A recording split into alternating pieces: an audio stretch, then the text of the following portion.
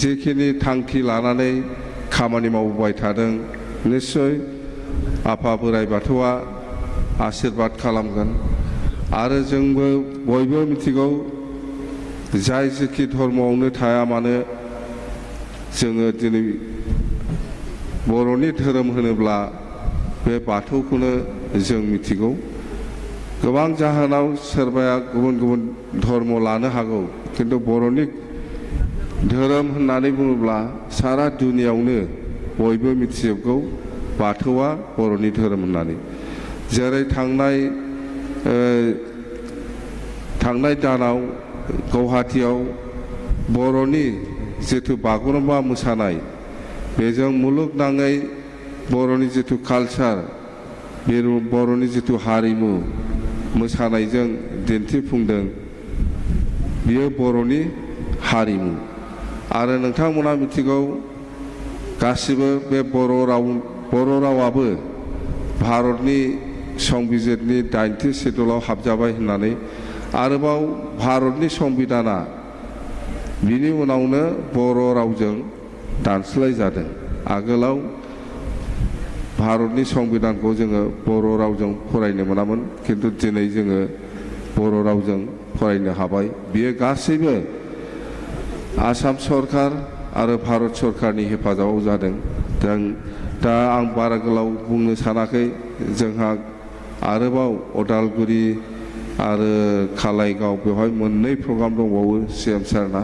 दा CM सारा माखासे गोनां खोथा जे नोंथाङा हायोबा बे दुलाराय गुदि बाथौ आफादनि मुङै माबा मोनसे अनुदान बेखौ बानायनायनि बिनि नामाव इनफ्रास्ट्राक्चारनि थाखाय माबा मोनसे अनुदान होलांनो हायोबा मोजां जागोन होननानै आङो खावलायदोंमोन निश्चय बिथाङा माबा मोनसेबाबो बुंनानै गालांगोन आं आसा खालामदों आरो एसे आगोलबो जों सावरायदों जे बिथाङा आसाम सरकारनिफ्राय दुलाराय गुदि बाथौ आफादनि नामाव बेखौ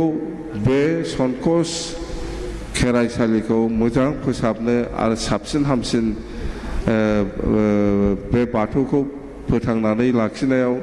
जाहाथे मोजां सहाय जायो बिनि थाखाय निश्चय माबा मोनसे नोंथांमोननो गालांगोन दा नोंथांमोना जायखिजाया बेखिनिखौनो बुंबाय आङो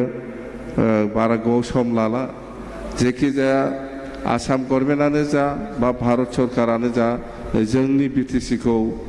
गोबां खामानियाव दिनैसिमाव गोबां मदद होगासिनो दङ सरकार बानायजेननायनिफ्राय दिनैसिम माने जों जेखौ बिदों बेखौनो मोनगासिनो दङ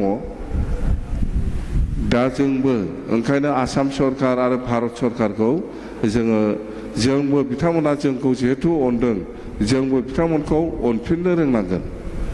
जोंबो बिथांमोनखौ सहाय खालामफिननो रोंनांगोन अब्लासो दा जों साननाय बादि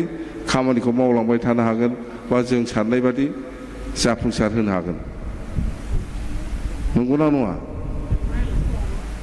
हेफाजाब होगोन नाङालाय मा सिरि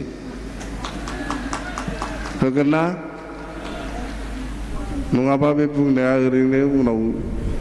लेथें फेथें जाफिनजोबगोन थारमाने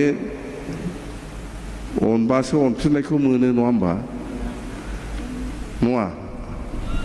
ओंखायनो बिथांमोना आसाम सरकार बा भारत सरकार जोंखौ BTC-नि रायजोफोरखौ जेरैबायदि अनगासिनो दं जोंबो अनफिननो रोंनांगोन होनना बुंदां मिथिबायथ' बुजिदों